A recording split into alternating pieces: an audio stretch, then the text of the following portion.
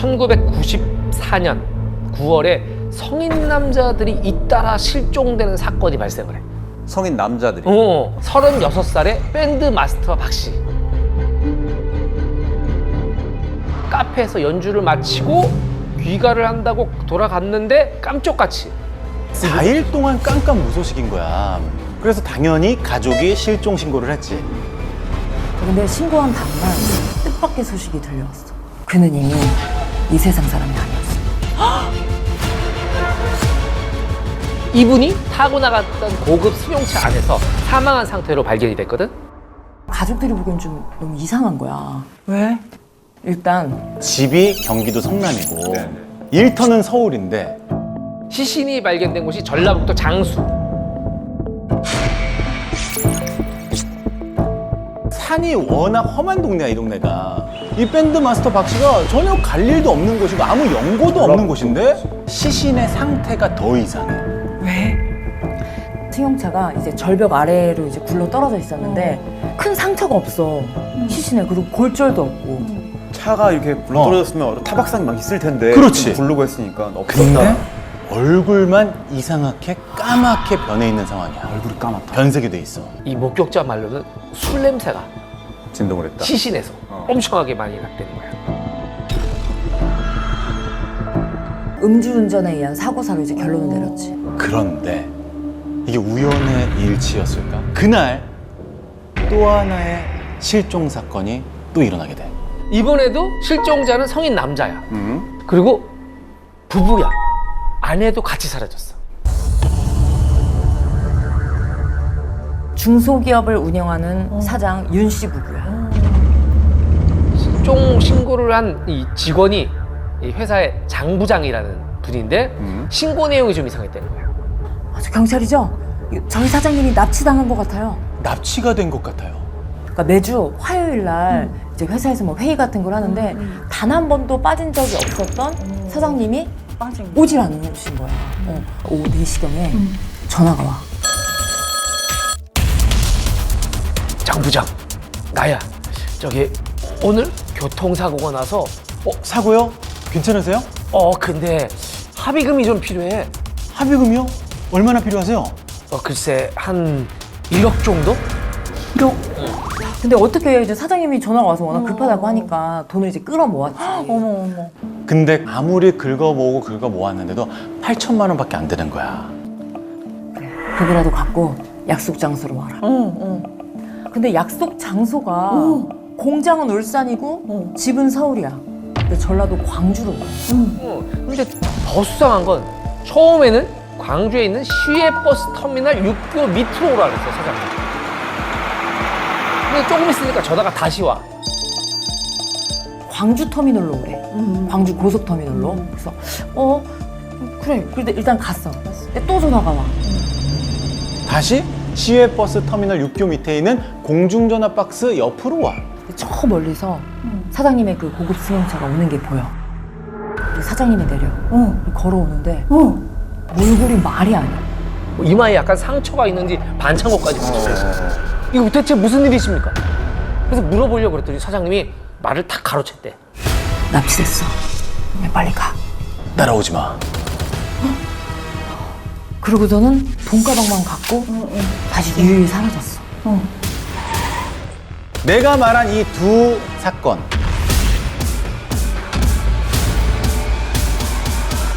공통점이 뭘까? 자, 내가 힌트를 주자면 94년도 당시에 플렉스의 상징이었어. 차? 고급 승용차. 그렇지.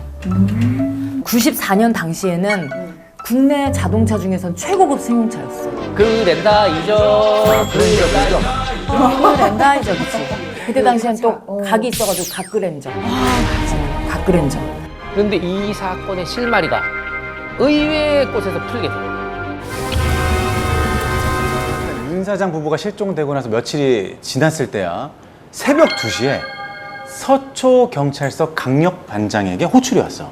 아, 저기 살인사건의 피해자가 지금 반장님을 찾으시는데요. 살인사건의 피해자가? 죽은 사람이잖아. 피해자라는 여성이 반장님을 보자마자 막 매달리더래. 저 좀 살려주세요. 저 좀 살려주세요. 요때 이 반장님 고병천 강력 반장님인데 이분의 당시 얘기를 한번 들어볼까? 저 좀 살려주세요 이렇게 얘기를 했어요. 들었으면 좀 황당한 이야기를 하는 거예요. 피해자라고 주장하는 여자는 20대의 유 씨였어. 뭐 말도 안 되는 소설 같은 얘기들을 하기 시작하는 거야. 걔네들은 악마예요. 사람들을 막 납치해서 죽이고 계속 울었어. 아가씨 여기 경찰서야. 거짓말은 못 써. 근데 자꾸 듣다 보니까 뭔가 좀 걸리는 게 있었대. 걔들이 납치해서 데리고 온 사람 중에 무슨 회사 사장 부부가 있는데 오, 그 부부구나. 8천만 원을 뺏고 나서 총으로 쏴서 죽였대. 고 반장님이 듣고 보니까 낮에 신문 기사에서 읽은 적이 있어.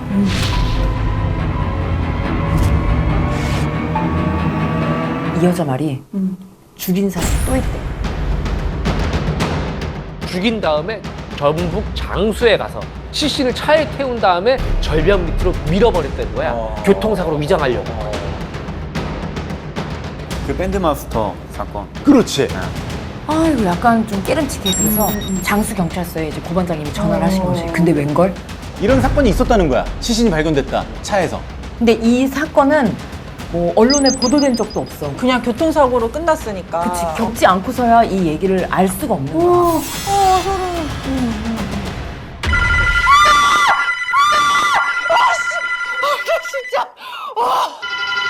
깜짝이야. 이 여자분이 갖고 온 핸드폰이야. 근데 이 여자가 완전히 깜짝 놀라더니 전화를 받지도 못해. 고 반장이 대신 받았어.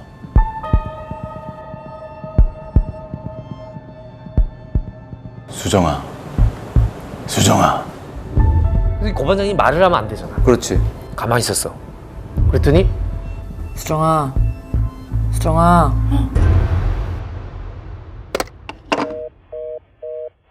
이 이름 부르는데 답이 없으니까 잠깐 이따 끄는 거지. 이 고 반장님이 촉이 맞지. 아 이거 뭐 진짜 뭔가 있구나. 이거 그리고 범죄의 냄새가 난다. 뭔가 강력 사건이다. 이때부터 이제 이 유 씨, 이 여자분한테 본격적으로 진술을 받아. 근데 그 내용이 정말 상상을 초월하는 내용이었어. 뭔데? 걔들은 돈이 목적이었대. 그리고 조직도 만들었는데 이름이 마스칸이었대. 마스칸. 마스칸? 그리스어로 야망. 야망? 조직원은 총 6명이야. 두목, 부두목, 조직원, 뭐 행동대장 6명이고 그녀가 직접 본 피해자만 3명이었대. 그리고 무기도 어마무시했는데 뭐 그 당시에 상상도 안 되는 막 소총, 도끼, 막 온갖 무기들이 아지트에 그냥 쫙 깔려 있다는 거야. 너무 놀라운 건 그 아지트 곳곳에 다이너마이트가 20여 개가 설치가 돼 있다는 거야. 경찰이 이 들이닥치면은 사시에, 언제든지 조치를 수 있게. 지금까지는 없던 그런 유형의 범죄였거든요. 가서 제가 좀 수사하고 근무해가지고 했습니다. 결국엔 고 반장님이 속해 있었던 강폭 4반 식구들만 가기로 결정을 했대. 총 7명이었어. 7명 있어. 근데 이 팀원들이 다 이제 공수부대 출신, 씨름 선수 출신, 무도 유단자들. 거의 뭐 강력계의 어벤져스라고 봐도 될 정도의 그런 팀이었대. 자, 이거는 봐. 야. 그냥 잡히면 그냥 진짜 아작날 것 같은 느낌이. 자, 이렇게 해서 우리 강폭 4반은 그 길로 이제 전라도 영광으로 향했어. 밤 10시에 출발해서 7시간 만에 드디어 그 마스칸의 아지트 도착을 해. 너무 한적한 시골인 거야. 과연 여기다가 아지트를 했을까? 더 놀라운 건 그 마스칸의 아지트의 외관이었어. 왜? 너무 예뻐. 민트색 담벼락에 꽃분홍색 예쁜 페인트로 칠이 칠해져 있어. 이게 진짜 거기에요? 실제. SNS 가서 거기다가 대문도 활짝 열어놨었대. 뭐 어서 옵쇼 그냥. 누가 봐도 그런 범죄가 일어날 그런 현장이 아니었어. 그렇지. 믿져야 본전이야. 일단 왔으니까 잠복 근무를 시작해. 그때 현장에 계셨던 오후근 형사님의 말씀을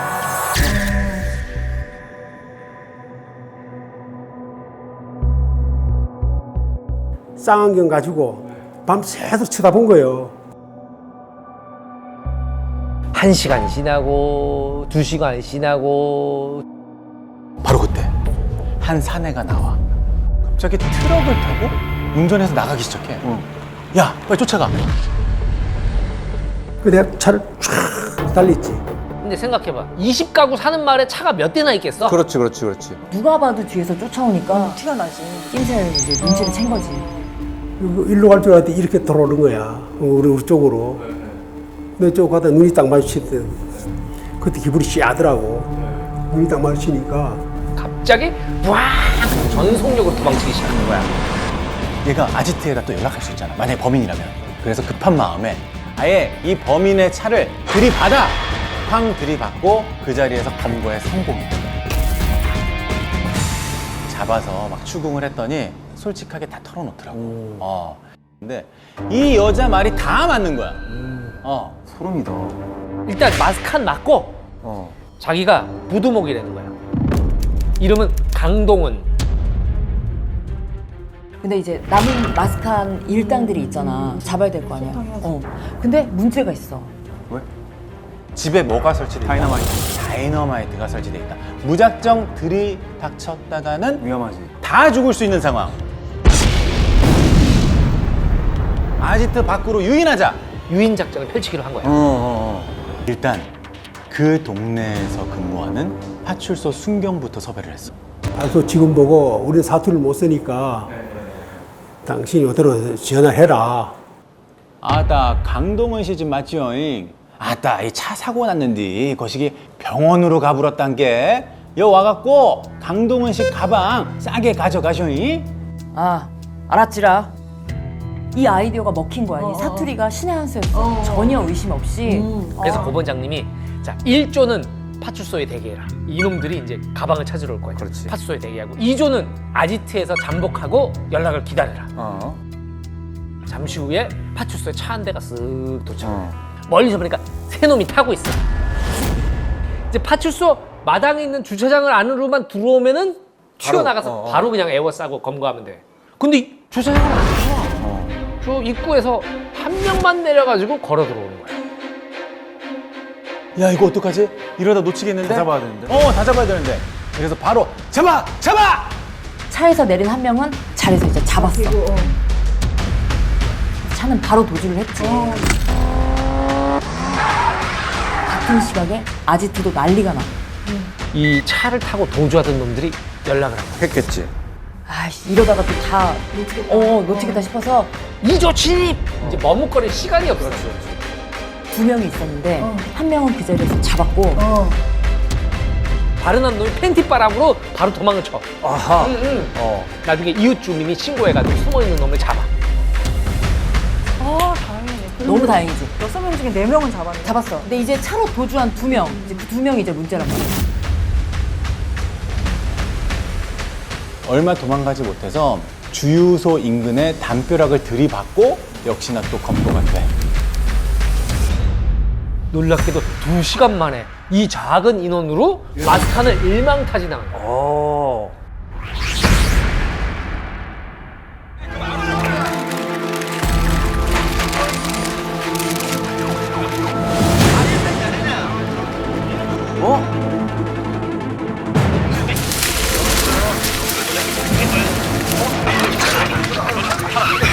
인원들이 누군지 알겠어. 근데 마스칸이 맞아요? 뭔 거 같아? 원래 뭐 지존파 이런 거. 맞아. 지존파 살인 집단의 지존파가 또 다른 지존파 일당 6명을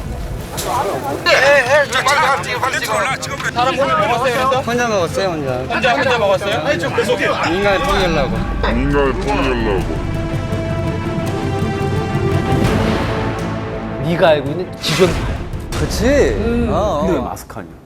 지존파의 원래 이름이 마스칸이었대. 근데 왜 지존파가 됐는지 알아?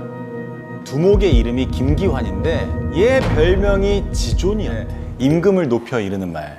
네 별명이 지존이라며? 그럼 지존파 해. 붙여준 이름이구나. 그래서 고반장님의 작품이 지존파라. 내 손에 못 죽여서 시작도 못하고 간 게 참 한이 되고.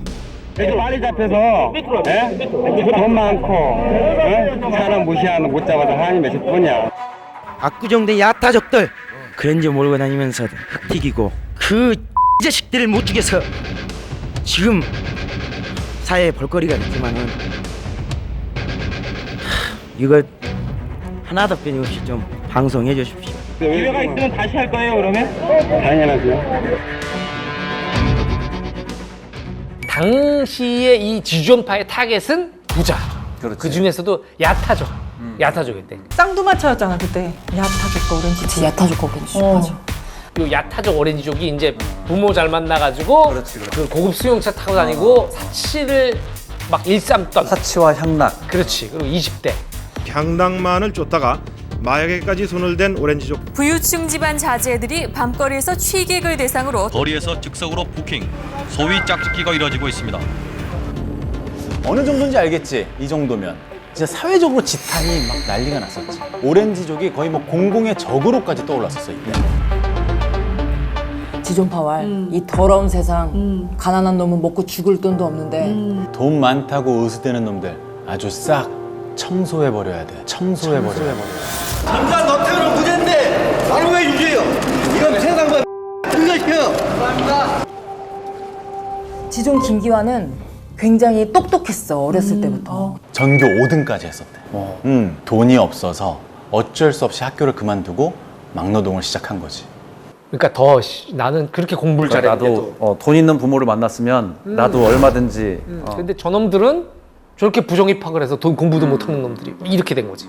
이 조직을 움직이려면 제일 필요한 게 뭐야? 뭐 돈과 강령이지 뭐. 그렇지, 그렇지. 돈. 이 조직을 딱 만들기 전에 조직원들이 다 같이 막노동을 했대.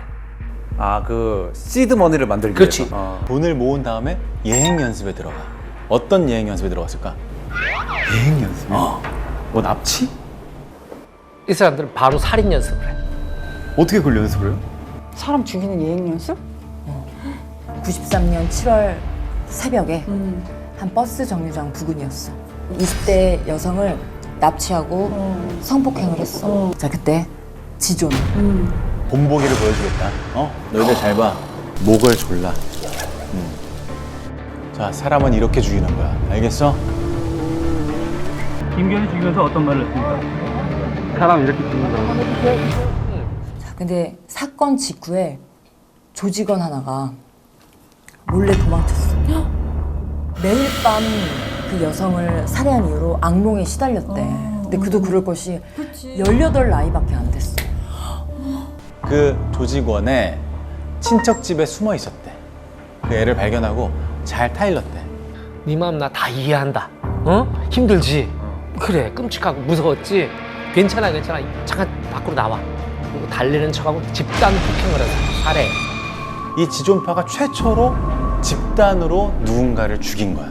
이 일로 인해서 지존파는 더 똘똘 막 뭉치게 되는 거지. 이제 막노동으로 번 돈 2천만 원을 가지고 고향으로 내려왔어. 이제 아지트를 건설하기 시작하는 거야. 이 슬라브 집 지하에 감옥, 무기고, 그리고 소각로까지. 자, 이렇게 3달 만에 살인 공장이 완성됐어. 철제로 되어 있는데 끼익 열고 힘겹게 들어가면 지하실로 내려가는 나무 계단이 보여. 어두컴컴해. 아주 막 음산해. 삐걱삐걱 계속 내려가. 다 내려오면 빨간 철문이 2개가 있어. 끽 열었더니 쇠창살이 쳐져 있어. 감옥이야 여기.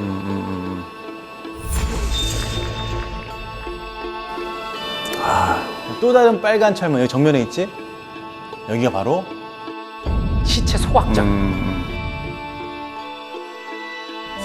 돈 많은 사람들이 있는 서울로 갔어. 9월 8일 새벽. 인적 없는 좁은 도로에 갓그레인저 한 대가 달리고 있어. 남자 한 명이 타고 있고 여자 한 명이 타고 있어. 갑자기 승용차 한 대가 앞을 탁 막아. 그리고 뒤에서 화물차가 또 길을 막아. 갑자기 남자 셋이 막 뛰어와. 그리고 뭐지? 하는 순간에 가스총을 콱! 그리고 얼굴에 주먹으로 막 구타를 하고 순식간에 기억을 잃어. 그리고 눈을 떠 보니까 캄캄한 감옥에 있었던 거예요. 지존파의 살인 공장에서 눈을 뜬 거지. 경찰에 신고한 그 여자분? 맞아. 바로 최초 신고자 유 씨야. 이 남자는 누구야 그러면? 그 남자는 밴드 마스터? 그래. 밴드 마스터였어? 이 각 그랜저가 실내가 넓잖아. 그러니까 악기를 실어야 악기. 되니까 큰 그랜저가 필요했는데 돈이 없으니까 700만 원 중고차를 산 거야. 그냥 한마디로 말해서 범행 대상을 완전 잘못 고른 거지.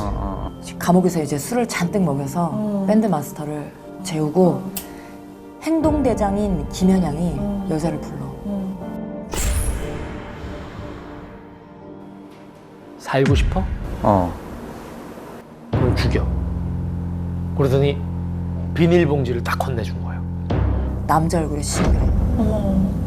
계속 흉기를 위협하면서 남자를 죽이라고 계속 하는 거야. 당연히 여자가 못하겠다 막 버텼지. 그랬더니 강제로 이 여자 손을 해가지고 남자 그 비닐 쓰고 있는 그 얼굴에 손을 갖다 댔대. 그리고 죽는 순간까지 이 손을 떼지 않았대. 이 여자도 공범이 된 거야. 그러니까 공범을 만들어야 그렇지, 나중에 그렇지. 신고를 못하니까. 공범을 만들려고 그런 거지. 다음 대상을 찾기 시작해. 한참을 막 다니는데 중년의 부부가 딱 눈에 들어왔어. 이 추석을 앞두고 벌초를 하러 온 이제 부부였지. 고급스 경차가 딱 앞에 세워져 있었거든. 근데 이 부부 누굴까? 그 윤 사장. 중소기업 사장 윤 씨 부부였어. 납치해서 아까 얼마 뺏었지? 8천만 원. 그렇게 부자가 아니었어. 그렇겠지. 이분들이 완전 자수성가했던 흑수저 출신이야. 아 그래. 근데 보통 중소기업 사장들 빚이 다야. 저도 근근히 마련한 회사이오니 어엿한 중소기업을 만들어야 하지 않겠습니까? 이번 15일 날 돈을 막지 못하면 부도 위험이 있습니다. 원하는 방법대로 다 하고 또 돈을 벌면 되니까 그리 아까워하지 않겠습니다. 경찰에도 알리지 않겠으니 제 아내와 딸들 해치지 않겠다고 약속해 주시오. 아까 처자식도 있는데 무슨 이 사람이 무슨 죄야 사실. 그치.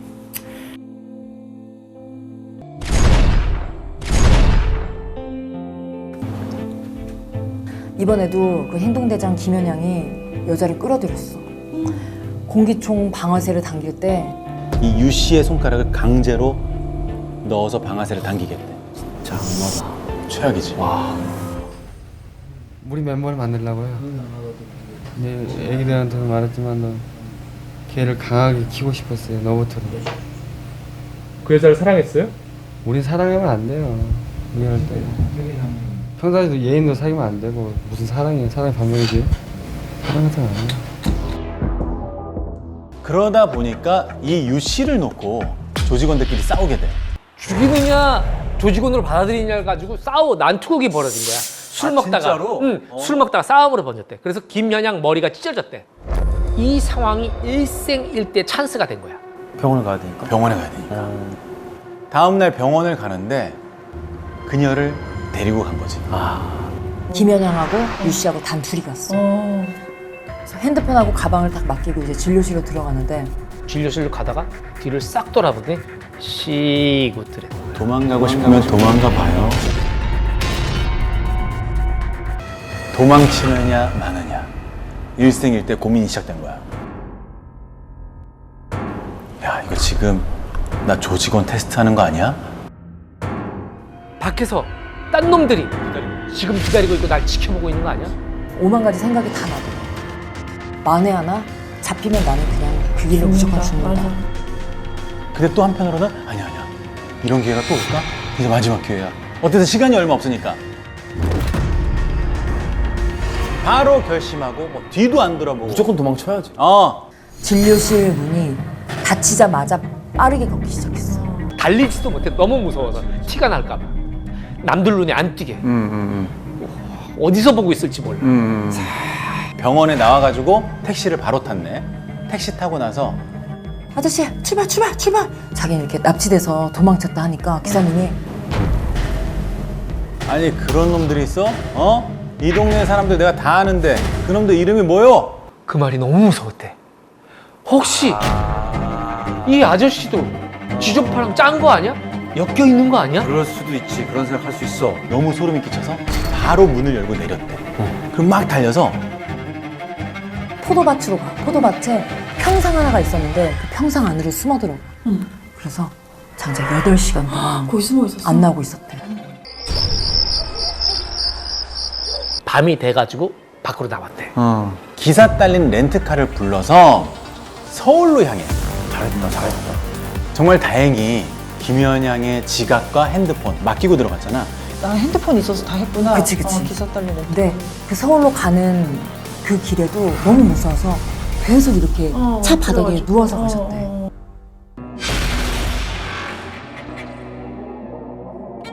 영광경찰서 앞으로. 영광경찰서 앞에서 3일 동안에 그 경찰서 앞에서 지켜본 거야. 나 같아도 나오면 나도 가장 가까운 경찰서로 가지. 3일 내내 조용한 거야. 그래서 그냥 안심하고 돌아갔대. 왜냐? 어쨌든 그 여자도 공범이니까. 신고를 못했겠지. 신고할 리 없겠다. 되게 현명한 선택인 거지. 영광을 빠져나와서 그들이 생각할 수 없는 이제 서울로 간 거니까. 맞아. 자, 유 씨는 이런 사정이 다행히도 정상 참작이 돼서 이제 불기소 처분을 받았어. 고 반장님을 통해서 이제 어렵게 연락이 닿았거든.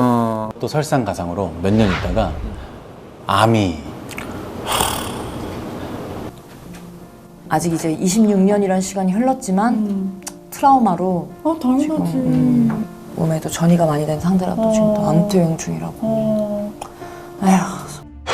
선고공판이 내일 오전 10시 서울 형사지방법원에서 열립니다. 사형 선고를 받고 7개월 후에 이제 집행이 돼서 형장의 예술로 사라졌지. 다들. 지상 최대 인간 증발 사건이다. 휴거가 일어납니다, 여러분! 후원받는 사람을 공중으로 들어올리는 거예요. 휴거되지 못한 사람들. 정말이 올 것이다. 현혹되지 말아라. 여러분들 다 현혹시키면 거짓입니다. 종말이 임박했다. 그리고 드디어 카운트다운이 시작됐어.